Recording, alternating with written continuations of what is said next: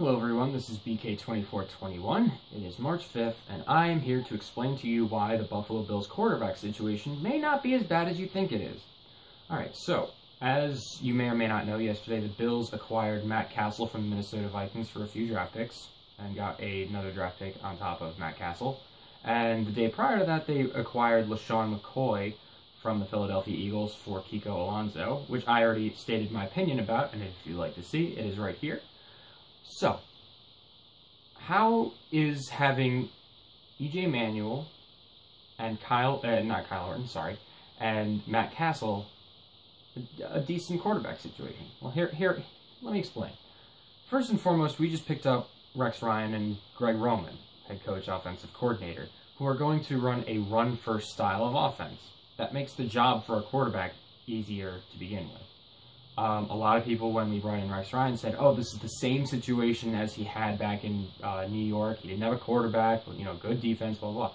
But while it is true, the players that were on this team and that team are completely different, and I would be willing to bet that the players he has on this team are way better than the ones he had in New York. Did he ever have a Sammy Watkins?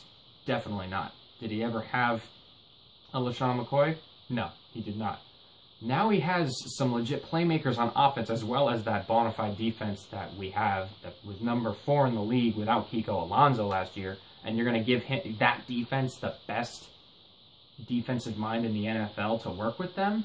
This defense is going to improve, and clearly our offense is improving as well. So, with that said, E.J. Manuel and Matt Cassel have all the pieces around them to be successful.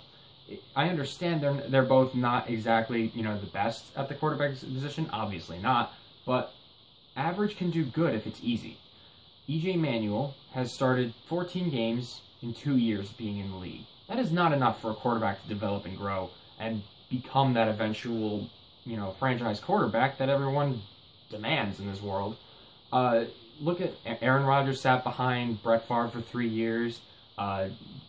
Tom Brady had sat behind Drew Bledsoe for pretty much 2 years until he was thrown into the playoffs, Tuck rule, and all that. Then you've got Drew Brees, who spent 3 years with the Chargers, he was alright, but not that bad. But then when he went to the Saints and went to a new scheme and new head coach with Sean Payton, that's when he became elite. So E.J. Manuel's now entering his 3rd year. Hasn't even started a full year. I understand when he was playing the first 14 games, he had very shoddy accuracy. He didn't read defenses very well. If the receiver wasn't open, he would, pretty open, he would immediately just check it down. And it was very frustrating. But now he still has that game experience, and now he's spent 3/4 of a year learning behind a veteran Kyle Orton. So he's learned to be a better leader. He's learned how to read films and dissect the game from a different perspective now.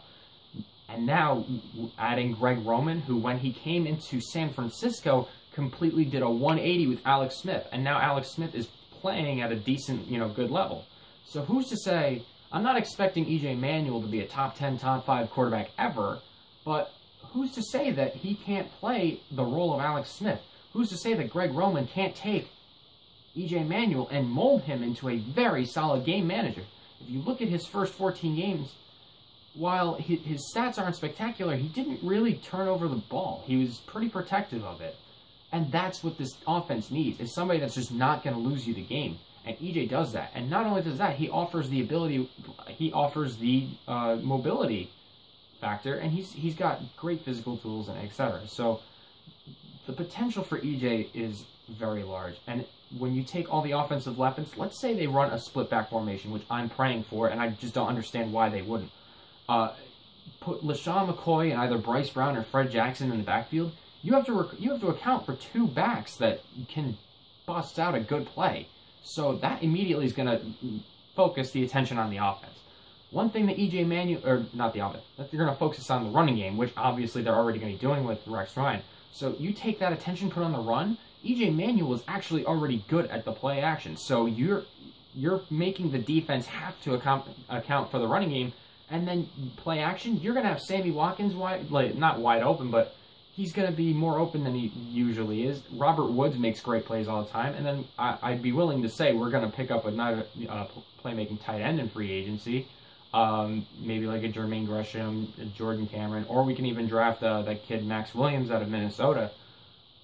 How many weapons is he going to have? And even if you manage to cover all of those guys, he can still beat you with his legs. That's just EJ Manuel. Matt Cassel, while he's been kind of here and there, he has had success in the past. He brought the New England Patriots to an 11-5 season, and then he brought that was back in 2008 when Tom Brady got injured, and then 2010 he brought the Kansas City Chiefs to a division title with a team similar to this. They won 10-6, won the AFC West. So Greg Roman, who's to say he can't take Matt Cassel and make him better too? Just all we need to do is just get that Alex Smith type of quarterback. So he doesn't make mistakes, can do, But the thing about these guys is they'll actually throw touchdowns to their wide receivers. They may make a little more mistakes than Alex Smith, but we'll get touchdowns, production from the wide receiver position. So one way or another, whoever starts our quarterback, I really don't think it's going to be, their job is going to be easy and they're going to be able to do it. And I think if Matt Cassel starts, one thing that, is very underrated, everyone's saying he's a bridge quarterback, he's 1 year till the next time. Have EJ Manuel sit another year on the bench. There's nothing wrong with that. Let him learn through another veteran quarterback who's had success and sat behind Tom Brady for 3 years. So the quarterback situation isn't that bad. We have the opportunity to not only do something this year, but continue to develop the quarterback that was drafted.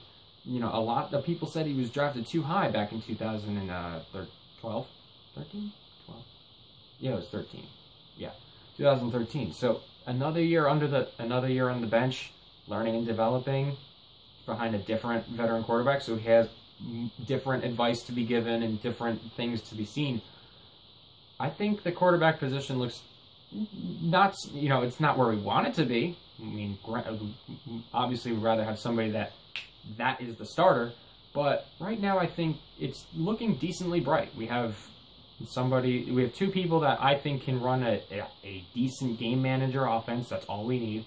And one of them can develop into a decent, a better quarterback, or, continue to develop. So, do you agree? Do you disagree? Do you think EJ Manuel has no opportunity to grow and expand better than what he was last year through 4 games? Do you think that Matt Cassel's an absolute bust and there was no point in us getting him? What is your opinion on this? I'd like to know, and I'll gladly respond to anything you comment with.